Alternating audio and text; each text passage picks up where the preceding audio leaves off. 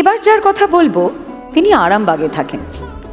শারীরিক সমস্ত প্রতিবন্ধকতাকে তুচ্ছ করে তিনি নিজেকে সঁপে দিয়েছেন সমাজ গড়ার কাজে, করে চলেছেন শিক্ষাদান, আগামী নক্ষত্র তৈরি করার লক্ষ্যে।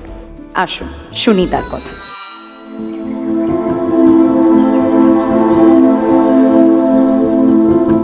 সকাল ৯টা, স্কুলের ছেলেমেয়েরা চলল মাস্টারমশাইয়ের বাড়ি। ৩ চাকার এক সাইকেল ঠেলে তাকে নিয়ে আসবে স্কুলে। না, এ দায়িত্ব ওদের কেউ দেয়নি।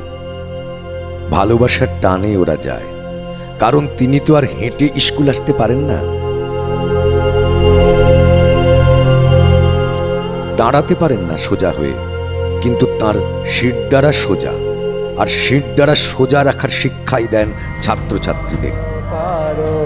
মঙ্গল করে মলিন তাঁর ২ দশক পার হয়ে গিয়েছে স্কুলে, অথচ তিনি স্কুলের কেউ নন। সরকারি খাতায় শিক্ষক হিসেবে তার নাম নেই, একটি পয়সাও পান না, তবু মানুষ গড়ার ব্রতে অবিচল এক মানুষ।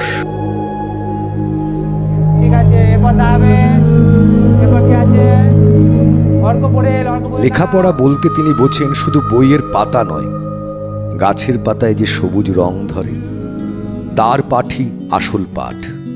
স্কুলে ঢুকেই শিশুদের নিয়ে চটি গুছিয়ে রাখা, ক্লাসরুম থেকে বাথরুম পরিষ্কার, গাছের পরিচর্যা, এসব দিয়েই শুরু হয় তার ক্লাস। আসলে জীবনের সবচেয়ে প্রয়োজনীয় যে শিক্ষা, নিয়মানুবর্তিতা, আত্মবিশ্বাস, মানুষের পাশে থাকা, তারই চর্চা প্রতিনিয়ত। যখন সরকারি স্কুলে ছাত্রের আকাল,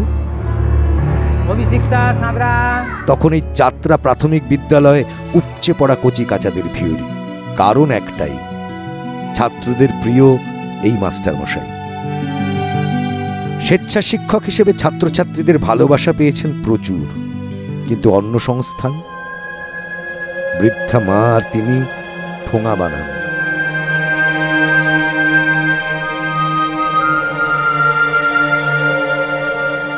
আর ১,০০০ টাকা প্রতিবন্ধী ভাতা, এটুকুই সারা মাসের রোজগার।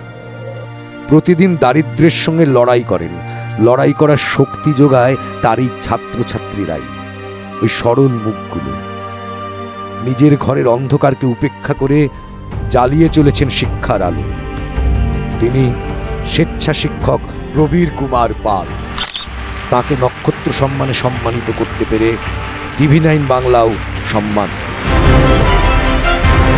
শিক্ষক শ্রী প্রবীর কুমার পালকে নক্ষত্র সম্মানে সম্মানিত করার জন্য ডেকে নিচ্ছি শ্রী বিক্রম চ্যাটার্জিকে, শ্রী অভিজিৎ সেনকে, রজতাবু দত্তকে, দেবলীনা দত্তকে, ইন্দ্রদীপ দাশগুপ্তকে এবং বিশিষ্ট চিকিৎসক ডক্টর সুকুমার মুখোপাধ্যায়কে।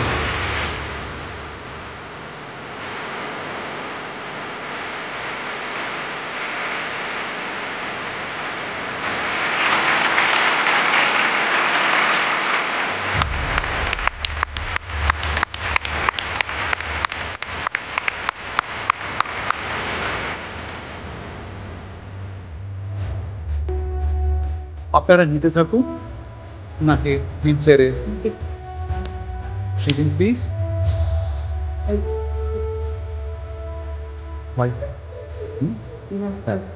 ভাই আপনাদের সব লক করে রাখুন।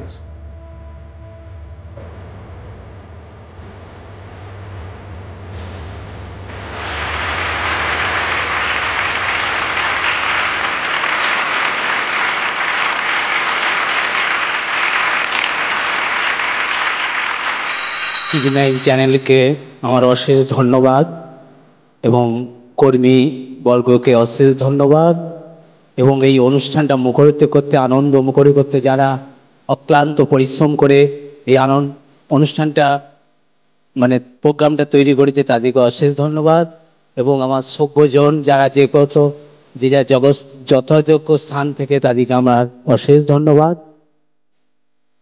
আমার ছোটবেলা থেকেই পাহাড়ে চলে গেছে, আমি আমি দাঁড়াতে পারিনি। আমার শুধু একটাই কষ্ট, আমার কোনো দুঃখ নেই। আমার কেউ প্রতিবন্ধী বললে আমার খুব কষ্ট হয়।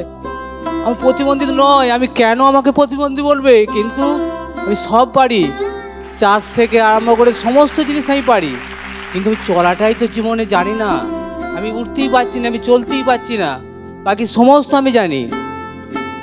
আমার খুব শিক্ষক হওয়ার বিরাট শখ, কিন্তু মাধ্যমিক পাস কোথায় কি করে হবে? কিন্তু আমার স্বপ্ন যে শিক্ষক হব। 1998 সালে চাদরা প্রাথমিক বিদ্যালয়ে একজন বয়স্ক শিক্ষক থাকে, বিভিন্ন এসআইয়ের কাজে বিভিন্ন রকম চলে যায়। তখন গ্রামের লোক বলছে, তুই যাবি ওখানে? আমি যে হ্যাঁ অবশ্যই যাব। আজ থেকে বলছেন, আজ থেকে গেলে আমরা একটু আলোচনা করি, করে কিছু টাকা তোকে দেবো। আমি না না, টাকা কিছু লাগবে না, আমি এমনিই যাব। তারপর দিন থেকে আমি চলে যাই। আমি সাইকেল তখন পাইনি, 2 কিলোমিটার হাতে পায়ে হেঁটে হেঁটেই যাই। কারো যদি দয়া হয়, আমার ছোট থেকেই কেউ দান করবে, কেউ আমাকে হাত ধরবে, এটা আমি পছন্দ করি না। আমি নিজেকে যদি বলি বিরাট শক্তি, আমার শক্তি। যদি নিজেকে বলি আমি একদম নিরীহ, নিরীহ। অনেক প্রতিবন্ধী, আমি সবল, সুস্থ সবল, আমি ডন টানি, আমি ব্যায়াম করি, আমি ডন টানি, আমি নিজেকে তৈরি করি। কিন্তু আমার একটাই কষ্ট, দুঃখ, আমি চলাটা তো জানি না। আমি চলতে গেলে কষ্ট হয়, আমি চলতে পারি না। বাকি সমস্ত কাজ আমি করি।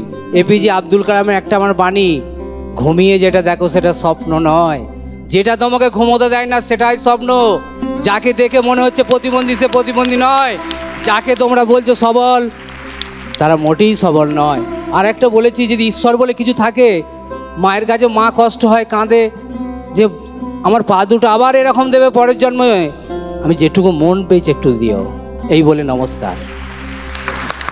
প্রবীরবাবু, আজকে যে অনুপ্রেরণা শুধু আমাকে নয়, আমাদের সকলকে আপনি দিলেন, এবং সত্যি কথা বলতে কি, আমাদের মধ্যে যে প্রতিবন্ধকতা আপনি চোখে আঙুল দিয়ে দেখিয়ে দিলেন, এটা আমি আমৃত্যু মনে রাখবো। ধন্যবাদ।